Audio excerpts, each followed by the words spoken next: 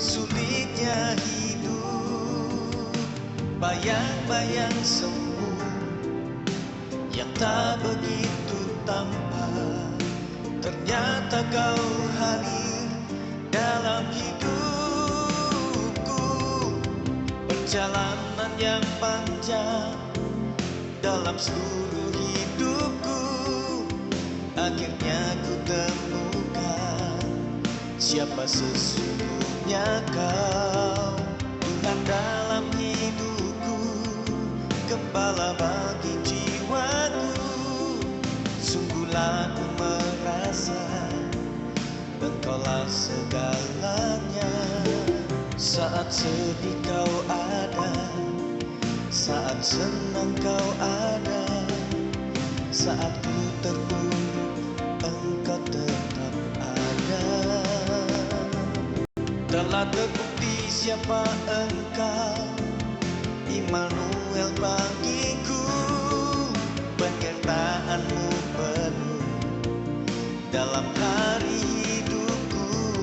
Telah terbukti siapa Engkau, Immanuel bagiku.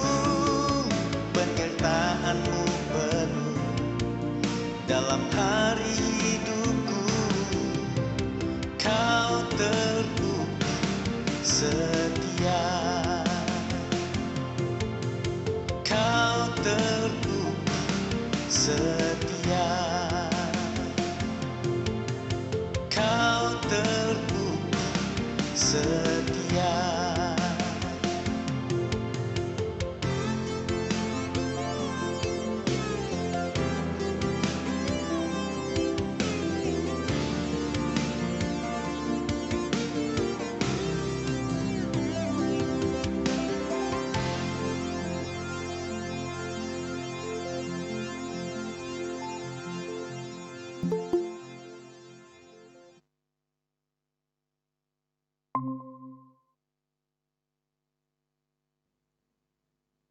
Puji Tuhan, selamat malam semuanya. Kita datang kembali kepada Tuhan malam hari ini dalam ibadah doa. Kita mengucap syukur untuk anugerah Tuhan yang luar biasa. Dan biarlah malam hari ini kekuatan yang daripada Tuhan mengalir dan juga menyertai setiap hidup kita. Puji Tuhan, kita akan berdoa kepada Tuhan. Bu Marta bisa membuka ya Bu ya, silakan Bu. Terima kasih Bapak. Ya. Kalau kami ada sebagaimana Tuhan pada saat ini, semua kami anugerah Tuhan. Ya. Dan aku melakukan seluruh pada masa ini Tuhan, dan hamba-hambamu Tuhan, Tuhan kami rindu untuk memuji, menyembahmu Tuhan dan menyenangkan Tuhan. Lakukan pengembala kami yang di ibadah ini dan menjaga kebenaran Tuhan, dan juga kesalahan yang mau terus Tuhan, biarlah ada sifat kita yang berada di bagi kami Tuhan. Apapun cuaca baik ada yang Tuhan, semuanya akan serahkan ke dalam kami. Amin. Dalam nama Tuhan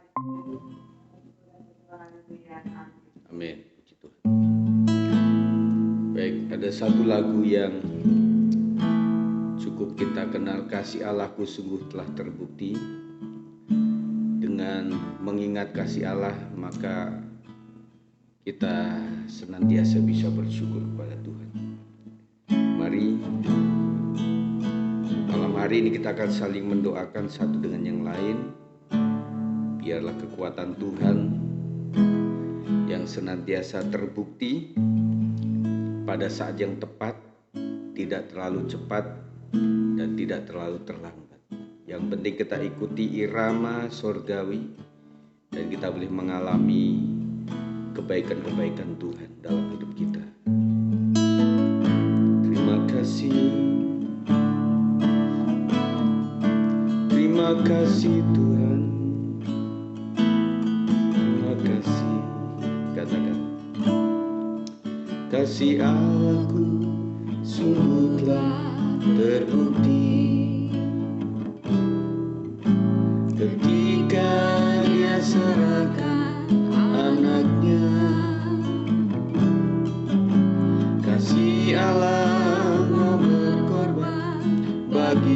Kau dan aku, tak ada kasih seperti kasih Allahku sungguh telah terbukti. Kasih Allahku sungguh telah terbukti. Ketika Dia serahkan anaknya,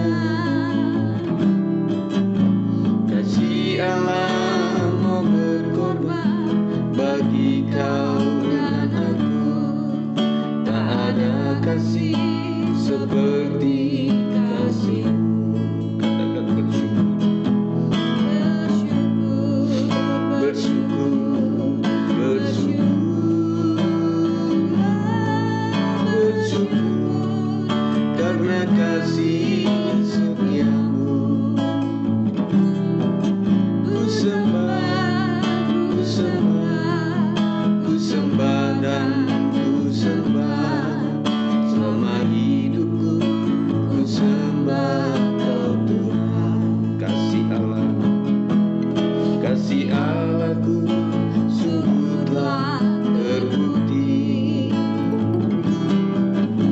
Ketika Dia serahkan anaknya, kasih Allah mau berkorban bagi kau dan aku. Tak ada kasih seperti kasih-Mu. Bersyukur, bersyukur, bersyukur, bersyukurlah, bersyukur karena kasih setia-Mu. Ku sembah, ku sembah, ku sembah dan ku sembah selama hidupku. Ku sembah Kau Tuhan. Bersyukur, bersyukur, bersyukur, bersyukurlah, bersyukur karena kasih setia-Mu. Ku sembah, ku sembah, ku sembah dan ku sembah selama hidupku. Ku sembah Kau Tuhan. Bersyukur, bersyukur, bersyukur, bersyukurlah, bersyukur karena kasih setia-Mu. Ku sembah, ku sembah, ku sembah dan ku sembah selama hidupku. Ku sembah Kau Tuhan. Ku sembah, ku sembah, ku sembah dan ku sembah selama hidupku. Ku sembah Kau Tuhan. Sana terpujilah Tuhan, terpujilah Tuhan Yesus.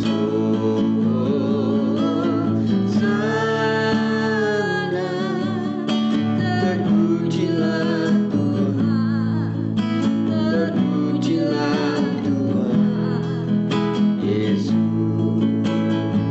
Terpujilah nama-Mu Tuhan, terpujilah nama-Mu Tuhan Yesus. Terima kasih untuk anugerah-Mu. Sepanjang hari Engkau telah lingkupi kami dengan kasih setia. Segala apa yang kami lakukan, Tuhan yang memberkati. Kasih-Mu begitu besar, kemurahan-Mu begitu ajaib. Terima kasih, terima kasih Tuhan.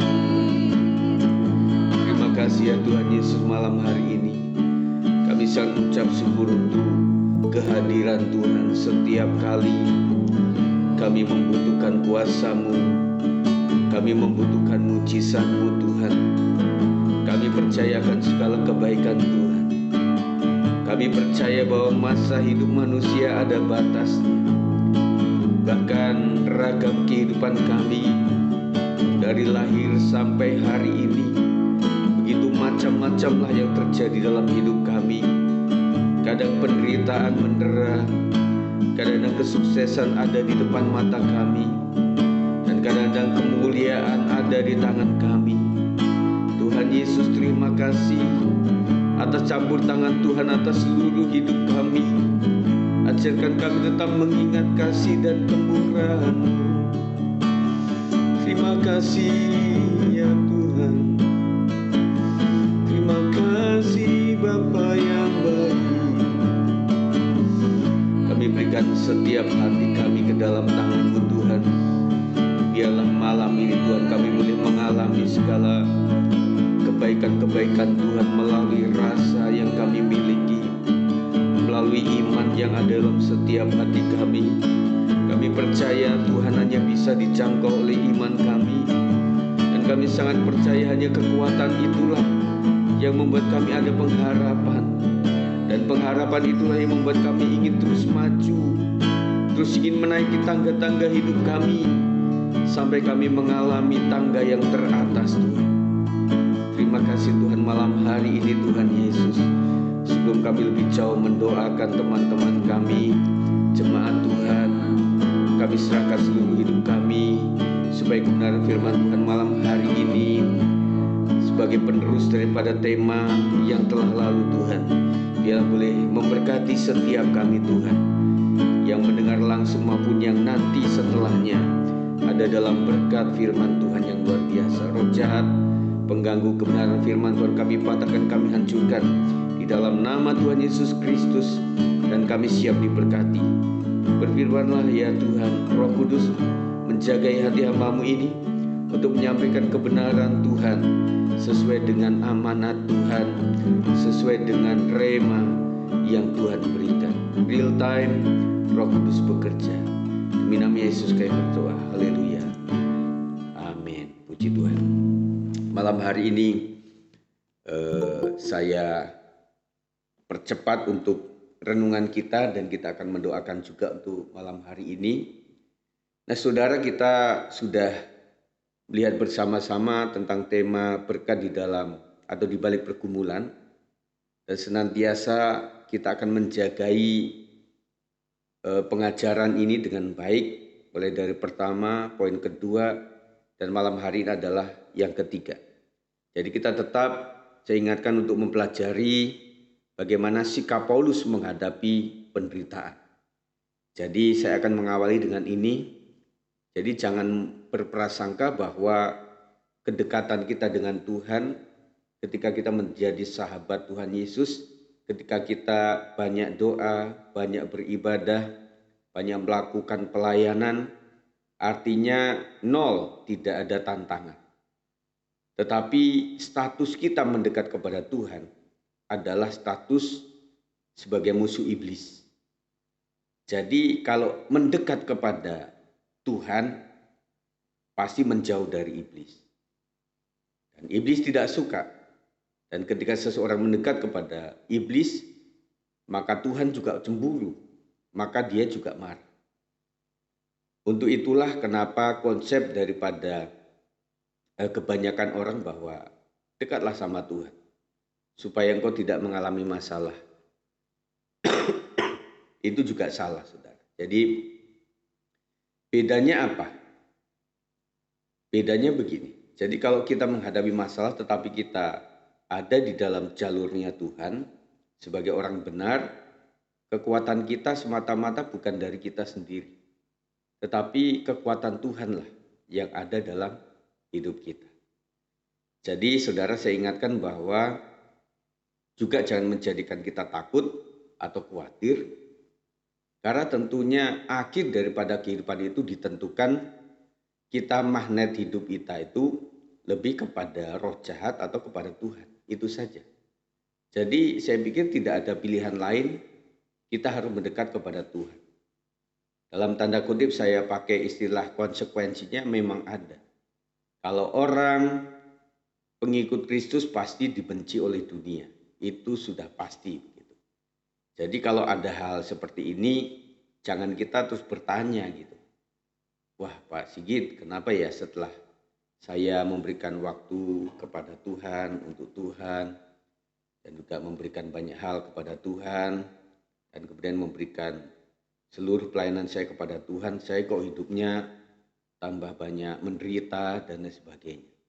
Nah saudara, kita diingatkan kembali bahwa kalau kita menderita bersama Kristus, itu adalah sebuah kemuliaan. Yang penting jangan menderita karena kesalahan kita sendiri. Jadi konsep bahwa di balik pergumulan itu ada berkat, mari kita akan raih sama-sama. Apapun yang mulia, saudara pasti butuh perjuangan. Nilai yang baik butuh belajar yang baik. Untuk mendapatkan mutiara, orang harus menyelam sampai ke dasar laut untuk mendapatkan kerangnya, baru kerangnya. Baru setelah itu dibuka dengan usaha. Orang juga untuk mendapatkan emas membutuhkan satu pengeboran, penggalian, dan itu tidak mudah. Jadi ibaratnya apa yang kita akan raih itu membutuhkan satu awalan yang memang harus berjuang. Oleh sebab itu penderitaan di dalam Kristus itu jangan menjadi alasan kita untuk tinggalkan Tuhan. Sekali waktu ketika seseorang berpendapat, ya udahlah ikut Kristus malah menderita, ya sudah, saya tinggalkan Tuhan saja. Nah dengan begitu banyak teman dan mudah ke sana kemari, tetapi hidup kita berapa waktu? 10 tahun setelah itu, 5 tahun setelah itu, setelah tinggalkan dunia ini, kita akan menghadapi dua area kekekalan, antara surga atau neraka. Nah bandingannya seperti itu. Orang mempertahankan nyawanya, malah kehilangan nyawanya atau hidup yang kekal. Nah yang ketiga adalah Paulus melihat pergumulan itu dengan mata iman. Ya, nanti sambil membuka kembali video ini supaya dibuka kembali untuk PowerPoint yang sudah saya bagikan ya, PDF-nya. Di dalam 2 Korintus 4 ayat 17-18 mengatakan sebab penderitaan ringan yang sekarang ini mengerjakan bagi kami kemuliaan kekal yang melebihi segala-galanya. Jauh lebih besar daripada penderitaan kami.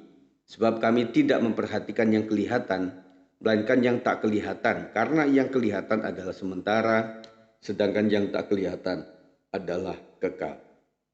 Nah, kita sedang berusaha untuk mencari harta terpendam. Jadi harta terpendam itu gambarannya adalah ketika seseorang sudah menemukan itu, dia akan kembali ke rumahnya, dia jual semuanya untuk membeli sebidang tanah yang di dalamnya ada harta terpendam. Nah, harta terpendam ini adalah sebuah kemuliaan yang hanya bisa dilihat dengan kaca mata iman. Makanya saudara, kalau kita tidak menggunakan kacamata iman, maka ibadah kita, kegiatan kita, dan juga apa yang sudah kita abdikan di dalam sebuah kegiatan rohani, yang dipandang itu malah satu kerugian. Ya, karena dalam bentuknya adalah ya orang jual semuanya, terus kemudian untuk membeli sebidang tanah. Nah, kebanyakan ya tanah yang misalnya bongkahan atau kering atau bebatuan itu malah di dalamnya itu terdapat tambang yang mulia, begitu katanya ya. Nah, jadi orang berpikir ngapain kamu jual semuanya, kamu sampai seperti miskin kemudian membeli bidang tanah yang tidak bisa ditanami dan sebagainya. Nah gambaran ini kadang-kadang menunjukkan orang-orang melihat kita seperti itu. Ngapain sih kamu mesti buka tutup toko atau mungkin malah tutup toko begitu ya. Hanya untuk ke gereja begitu. Kenapa sih kamu ngikutin Google Meet gitu loh yang seharusnya kamu sudah berbaring tidur-tiduran dan sebagainya. Ngapain sih kamu masih kasih ini kasih itu? Biarkan orang lain sajalah yang memberikan sesuatu untuk kegiatan gereja, kalau kita kebaktian Padang dan sebagainya.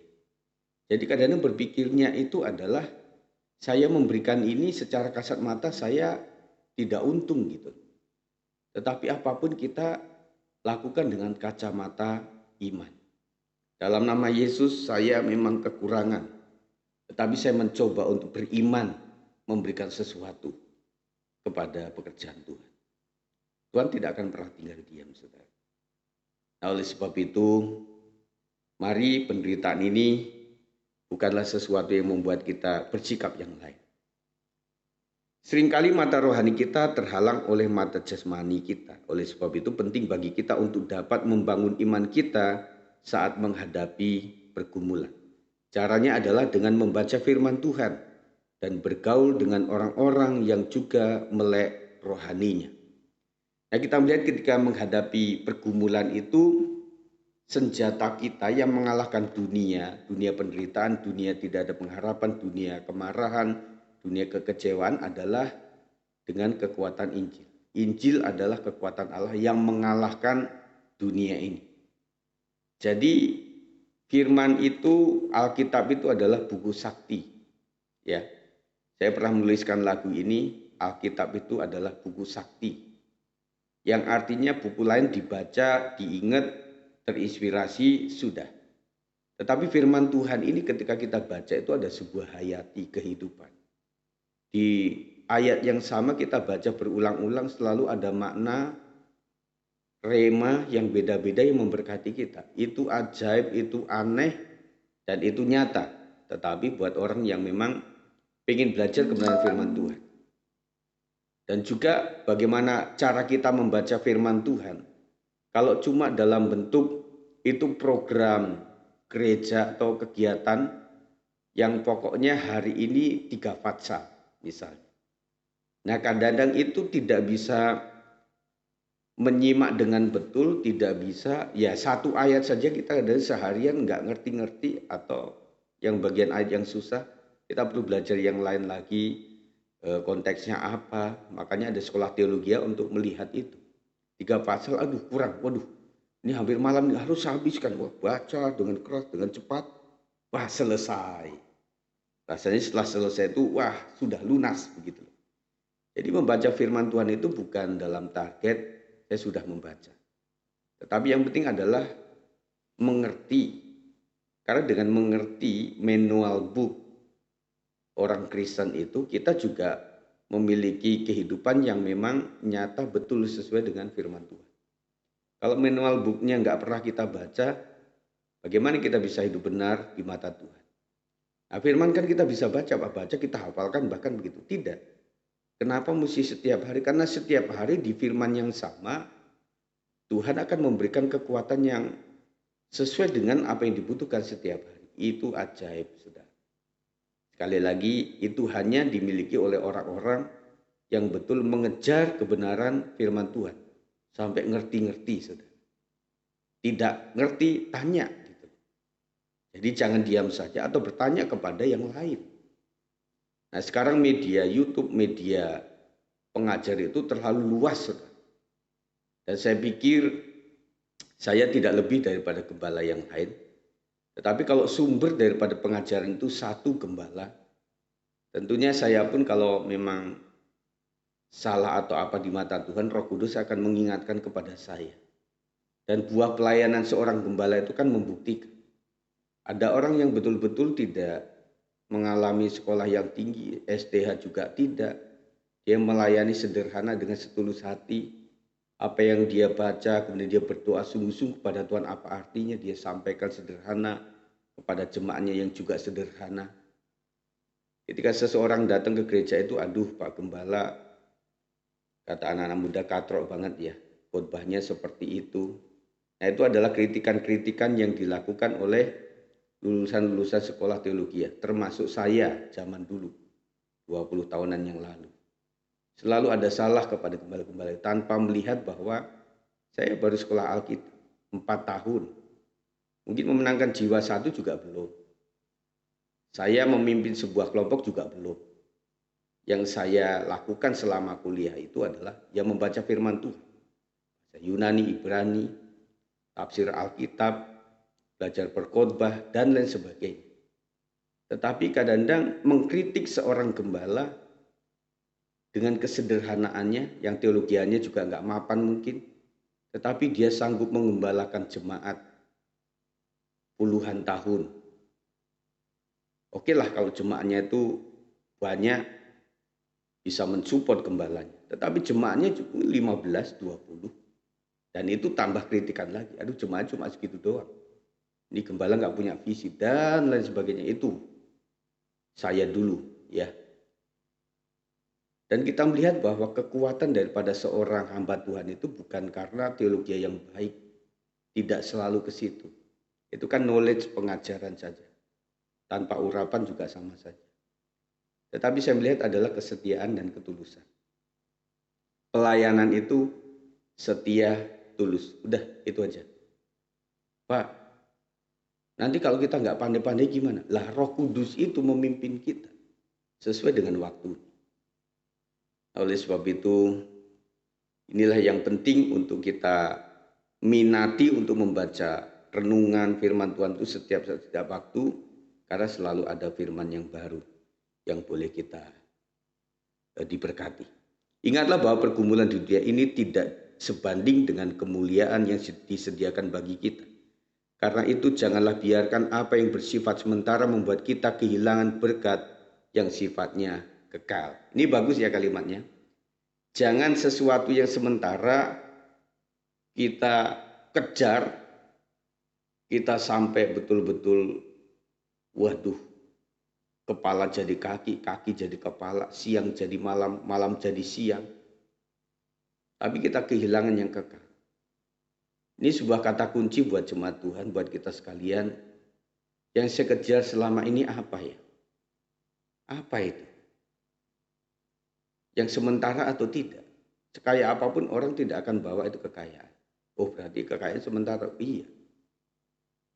Nah, berarti yang kekal apa? Nah, baru kita menyadari, oh iya, bahwa hidup ini medianya memang makan minum, menjadi berkat bagi keluarga, bekerja, berswadaya untuk bisa menguatkan keluarga kita. Tetapi lebih daripada itu hanya untuk di bawah langit. Ya, ujung-ujungnya orang banyak makan, mati. Kurang makan, mati. Betul nggak, saudara? Jadi orang yang begitu sangat miskin, kekurangan apa-apa bisa mati. Orang yang terlalu kaya makan sembrono, atau dia banyak musuh-musuh, tembak dor, mati juga. Orang terlalu bersedih, depresi, bisa mati. Orang terlalu senang, bahagia dengan mobil barunya, akhirnya dia tancap gas di tol itu karena merasa bahwa CC-nya paling gede, nggak tahu bahwa arus umum itu 80 km per jam, dia hajar habis 120 km per jam. Nabrak, terguling, mati juga. Jadi apa yang kita kerjakan itu seperti kata pengkhotbah itu kayak menjaring angin. Selesai sudah. Makanya Tuhan bilang, cukupkanlah dirimu dengan yang ada. Berusaha iya.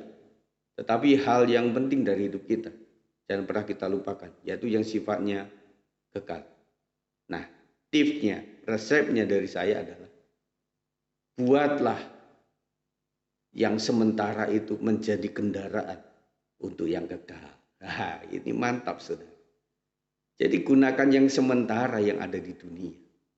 Itu menjadi kendaraan kita untuk terbang ke surga. Contohnya apa? Ya, yang sementara itu apa? Ya, apa yang kita cari di dunia, keuangan, makan minum yang baik. Gunakan keuangan untuk menjadi berkat bagi keluarga, juga bagi teman-teman kita, bagi pekerjaan Tuhan. Sama-sama sementara kan? Ya, yang kita pakai di luar daripada harta di surga. Setelah kita mati, hilang. Ya puji Tuhan ada sisa untuk yang masih hidup. Ketika yang masih hidup sudah menikmati itu, dia mati, tinggalkan lagi. Habis lagi. Tetapi yang masih ada itu adalah ketika yang sementara itu kita pakai. Makanya gunakan mamon. ya, yang sementara itu, yang jahat itu. Jadi bukan tujuan tetapi adalah sebuah kendaraan. Dengan hartanya yang akan hilang, tetapi sebelum itu semuanya hilang, dia punya piano, dia punya alat musik, dia punya sound system, punya mic misalnya. Ini aku persembahkan kepada gereja Tuhan. Suatu kali itu mic mati. Apalagi mic yang kita pakai itu adalah mic yang cenderungnya tidak lama usia. Sama-sama mati kan? Ketika mic itu mati di rumah, maksudnya mati di rumah tangga, ya. Dan kemudian waktu ada dalam gereja untuk pekerjaan Tuhan sudah dipakai untuk sekitaran 3 tahun misalnya, mati juga itu. Tetapi catatan kita beda sudah, gitu loh. Gambarnya jelas banget kan? Kita punya gitar nih, suatu kali 5 tahun rusak kok, kepentok juga rusak gitu. Nah ketika itu kita persembahkan di wilayah komsel atau di gereja atau di komisi untuk pekerjaan Tuhan. Sama-sama rusak. Tetapi catatan di buku kehidupan beda. Gitu loh saudara. Dan juga kesehatan kita saudara. Waktu kita sehat kita gunakan untuk apa? Untuk jalan-jalan, untuk apa? Untuk ya istilah kata kemana saja lah. Tetapi ketika kaki kita sampai di rumah Tuhan, tercatatnya beda saudara. Sama-sama kaki kita mungkin suatu kali beberapa orang akan lumpuh, beberapa orang tidak bisa lagi berjalan dengan baik. Tetapi catatan di buku kehidupan, kaki ini sempat untuk melayani pekerjaan Tuhan. Meskipun yang tidak melayani pekerjaan Tuhan pun sama-sama di rumah sakit lumpuh. Atau sama-sama di panti jompo yang sudah tidak apa-apa. Tidak bisa apa-apa maksud saya. Nah gitu saudara. Jadi teman-temanku yang dikasih oleh Tuhan, marilah di materi terakhir ini kita tetap bisa menghayati kebenaran firman Tuhan. Ya, ada penderitaan tetapi libatkan Tuhan. Libatkan orang-orang yang memiliki rohani yang baik bisa mendoakan kita. Dan kita pasti kuat bersama-sama. Bersama kita bisa. Nah itu kan slogan KBS 56. Baik, malam hari saudara kita juga tadi saya sudah telepon dari Ibu Gina bahwa orang tua, mertua sudah dipanggil Tuhan dan kita mendoakan saja malam hari ini ya. Supaya keluarga terhibur semuanya. Maksud saya mendapatkan kekuatan yang baru dan juga keluarga Pak Asap juga diberikan kekuatan bisa mengikuti semua acara dengan baik dan kembali ke Depok nanti dalam kekuatan anugerah Tuhan saja. Ya, dan itu kemudian doakan jemaat. Nah, saya memohon kepada Ibu Marta ya Bu ya untuk mendoakan ini supaya lebih cepat untuk kita doakan keluarga Pak Ashab, mendoakan untuk jemaat Tuhan, itu kita doakan saja. Siapa yang sakit, siapa yang memiliki beban dalam keluarga dan sebagainya. Setelah itu nanti saya akan tutup. Karena kita sudah 9:30 kita akan percepat malam hari ini. Baik itu saja saya sampaikan. Mari kita akan berdoa. Mari Ibu Marta akan memimpin kita. Mari kita bersatu dan Bapak, terima kasih Bapak kebenaran firman Tuhan. Ya Tuhan Yesus. Dan Tuhan melalui pergumulan Tuhan kami semakin mendekat kepadamu. Ya Yesus. Terima kasih Tuhan. Terima kasih Bapak. Ya. Dalam kehidupan kami dan kami dapat berjalan Amin. Kami berdoa juga untuk pengembala kami dan ibu gembala kami. Ya. Kedua anak kami dan yang Tuhan. Ya. Ya Yesus. Terima kasih ya Tuhan. Amin.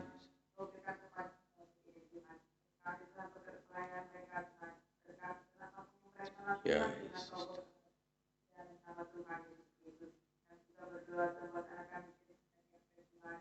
Ya Tuhan Yesus.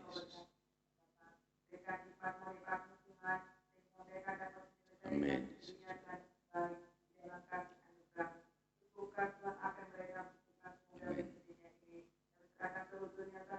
Ya Yesus.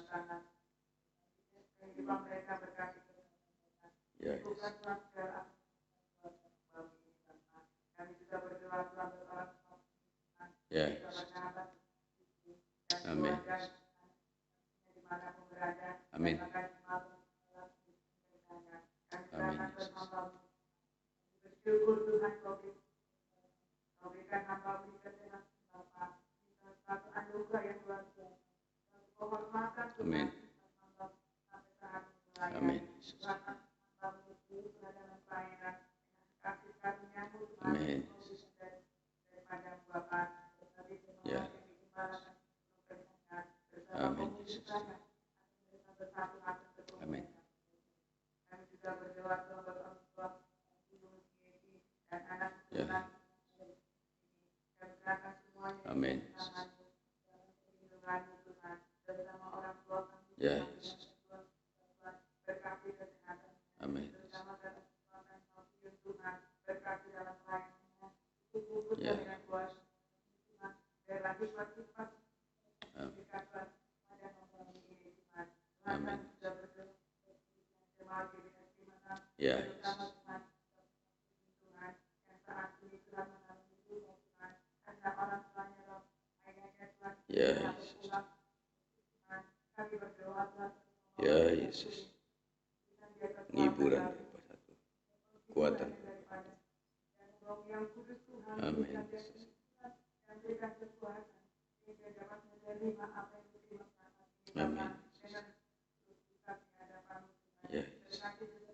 Tuhan sebagai pendamping atas ya, kepada Bapak Tuhan.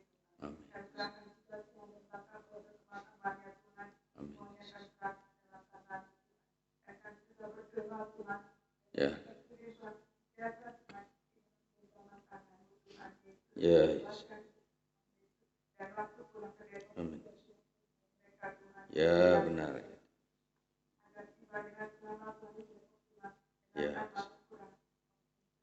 Kami juga berdoa Tuhan mengalami kelemahan tubuh. ya, Yesus, Dan berobat Al- Tuhan secara politik. Alam, Ini Tuhan. terima kasih Tuhan, Dan diputusnya. Dan dalam kota diri satu bukan diberikan di dalam nama Tuhan. alam, Berjemaat GBI mana Tuhan mengalami bergumulnya baik Tuhan. ya, amin, amin, ya, amin, ya, ya, amin, ya, amin, terima kasih, ya, Yesus,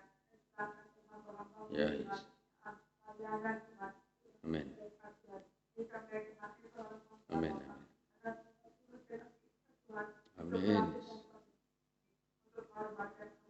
amin,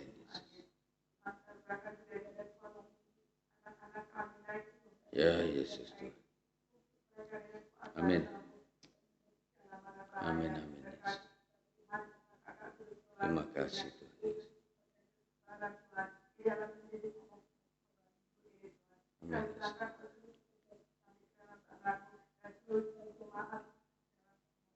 amin, amin,